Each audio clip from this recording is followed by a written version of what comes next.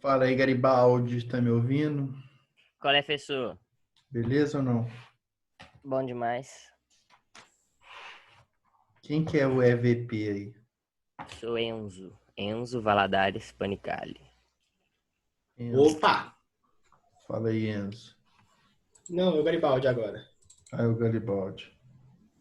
Beleza, professor? E aí? Tranquilo? Suave. Suave? Tranquilo? Tá só vocês dois aí por enquanto, né? Vamos ver. Esperar o povo ir chegando. Deixa eu ver, Mas Jonas deixa eu falar. apareceu. Vai aceitando a Jonas, galera aí. tô Eu aceitando. acho que tem que aceitar. Já aceitei agora a Tasla. Professor, Faz é o salve. Ó o Lucas. Lucão. Ó, o Lucão, ó. Isso. Fala aí, Lucão. Mano, eu não gosto de ligar minha câmera porque fica muito feio com o headset. Ah, eu também, filho. Não, pra você ter noção, meu cabelo tá tão grande que eu tô com headset prendendo no cabelo. Eu também tô fazendo desse jeito, velho. Pô, tá gigante também, mano. A última vez que eu cortei foi 2º, 3º de janeiro. Mano, meu cabelo tá Enorme, muito velho. grande. Cortou na virada do ano. Praticamente, mano. Do Claudão, então? Do Cláudio deve estar gigante. Ele deve ter feito uns dread cabuloso. Os dread, ó. Deve fazer Como uns é que cinco- faz pra mostrar o professor? Tipo, só o professor? Clica duas vezes na tela dele. Dois Vocês não cliques estão na me tela. vendo, não? Ah, Não, eu não, tô tá vendo. É pra Tô vendo travar essa você. cara linda do professor. É. Agora foquei. Pô, nossa aula é 10 minutos só, né, professor? Jogo Por rápido. que vai ser 10 minutos só, professor? Parece que é o direcionamento aí que o órgão regulador deu de ser 20% do horário da aula, né? Como aula é 50 Nossa, minutos. mas é muito Por pouco que pra que você não você. abre, tipo assim, 9h50, porque aí, tipo, fica 10 minutos só pro pessoal É. entrar, porque demora muito. Agora é a 10 diferença horas, de né? aula. A gente tem agendado aqui no Zoom até 10h30. Ah, tá suave, é então 30 tá de minutos. boa. Aham. Então tá de Eu boa. vou dar uma pausa na gravação aqui para ir terminando de aceitar o pessoal e aí quando a gente começar eu solto de novo. Beleza, vamos lá. Todo mundo me vendo, me acompanhando, tá dando para ouvir legal? Dá um ok aí no chat. Maravilha. Beleza, turma cheia. Então vamos lá, gente. Bom, legal rever vocês, né? Alguns eu pude rever aí no vídeo, outros ouvi a voz. Muito bom a gente está se reencontrando, mesmo que virtualmente, né? Bom, primeiro, assim, algumas palavrinhas de orientação. Eu já postei 2 videoaulas de filosofia e 2 videoaulas de sociologia para vocês na plataforma Meu Bernoulli.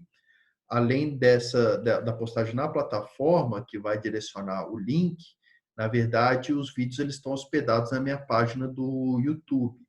Então, se você, por algum motivo, tiver alguma dificuldade de acessar a plataforma Meu Bernoulli, apesar de estar bem tranquilo, bem didático, mas também tem essa segunda opção de você entrar lá na minha página do YouTube. Eu vou digitar aqui para vocês no chat o nome da página. E aí você vai encontrar lá os vídeos das aulas anteriores, tá bom? Para você ir pegando a linha de raciocínio aí do nosso estudo. O objetivo desse encontro aqui é a gente ter uma conversa bem rapidinha, a gente retomando os nossos assuntos, né? E especialmente na aula de hoje a gente vai iniciar o capítulo 2 do material didático de vocês. Então é importante que todo mundo, ao assistir minhas aulas, que vocês tenham as apostilas em mãos aí acompanhando, beleza?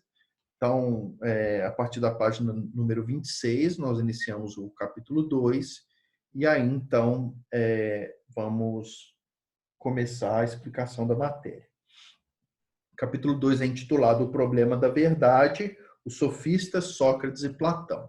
E aqui, nesse capítulo, nós vamos entrar numa segunda fase da história da filosofia antiga. Nós vimos que, ao estudar a filosofia antiga, nós vamos estudar especificamente a filosofia na Grécia. E a filosofia na Grécia ela é dividida em 3 grandes períodos. O O primeiro período é o período pré-socrático, que eu já tratei com vocês em sala de aula presencialmente e também já tratei por meio de 2 videoaulas que já estão postadas, né? E aí encerramos, então, o estudo introdutório do período pré-socrático. Aí, então, nesse segundo capítulo, nós vamos iniciar o nosso estudo do período clássico da filosofia antiga, tá bom? Então, para você se situar bem, estamos tratando da disciplina de filosofia, o capítulo 2, a partir da página 26 do material didático. Vamos iniciar o período clássico da filosofia grega antiga, tá bom? E neste período nós vamos estudar, nesse capítulo especificamente, os sofistas, Sócrates e Platão. Bom, a nossa aula é bastante resumida, né? Então não dá para a gente aprofundar em muitas questões. É muito importante que você leia a apostila de uma forma de complementar o seu estudo. E a videoaula vai acabar sendo, assim, um resumo mesmo, bem enxuto, do conteúdo a ser transmitido para vocês. Então, na página 27, você tem o contexto histórico, e nessa parte de contexto histórico, o que se vai trazer são as causas que levaram à chamada virada antropológica da filosofia. E é um conceito importante que você deve anotar, porque é um dos conceitos mais basilares do capítulo. Então, a virada antropológica da filosofia é uma mudança da forma como se faz, das preocupações filosóficas que ocorreram na Grécia Antiga. Então, no período anterior, nós vimos que a principal preocupação da filosofia era identificar a arqué. Arqué é uma palavrinha grega que significa princípio, e essa arqué estava ligada a encontrar ou desenvolver uma ideia em torno do princípio fundamental que estava ou que servia de base de sustentação para toda a realidade. Então, essa era a preocupação da filosofia pré-socrática, entender do que o cosmos é feito, qual é o princípio último de tudo que existe, qual é o princípio ordenador, organizador da realidade, do cosmos e, portanto, da vida humana. Nas aulas anteriores, nós vimos alguns filósofos que apresentaram propostas para esse problema, mas agora, no capítulo 2, nós temos uma virada na filosofia antiga, que é um outro tipo de preocupação. Os filósofos, no período clássico, eles não vão mais se preocupar em identificar qual é o princípio último, o fundamento último da realidade, mas eles vão se preocupar com a vida do ser humano e especialmente a vida do ser humano na sociedade. Então, a chamada virada antropológica na filosofia, ela ocorre justamente por causa dessa preocupação de buscar entender como que o ser humano ele deve viver em sociedade, ou quais são os princípios norteadores para a vida humana em sociedade, ou qual é a melhor forma do ser humano viver em sociedade. E essa virada antropológica se deu especialmente, e aí a gente começa aí a perpassar pela página 28, 29 do material didático de vocês. Essa virada antropológica ela se dá especificamente pelo fortalecimento e a coesão da democracia ateniense. Então, a democracia é um regime político, demos, em grego, quer dizer povo, e kratos, quer dizer poder. Então, a democracia é um modelo de governo em que as decisões políticas elas são tomadas pela coletividade, pelo conjunto de cidadãos que pertencem àquela cidade, né? No caso da Grécia, a cidade-estado, a polis. Então, você tem, neste contexto de fortalecimento da vida social, uma preocupação de como elaborar essa organização política, como criar elementos argumentativos, vamos dizer assim, para fundamentar o pensamento político, a ordem política da Grécia Antiga. Bom, nesse contexto é que surgem os sofistas. E aí você já deve ser direcionado para a página de número 31, em que nós vamos falar rapidamente dos sofistas. Deixa eu ver aqui no chat se tem alguma questão. Beleza. Então, página 31, os sofistas, quem foram esses caras? Então, os sofistas, eles têm esse nome porque a sofia em grego quer dizer sabedoria. E eles eram sofistas porque Aristóteles, posteriormente fazendo uma interpretação dos sofistas, vão dizer que, na verdade, eles tinham uma aparente sabedoria, mas que, na verdade, eles não eram sábios coisa nenhuma. E aí, daí, o termo sofista acaba se tornando um termo pejorativo, um termo de crítica, tá? Mas sofistas simplesmente quer dizer aqueles que têm a sabedoria, né? E o título do tópico 2 do capítulo, sofistas, vai trazer a conotação deles serem mestres na arte de ensinar.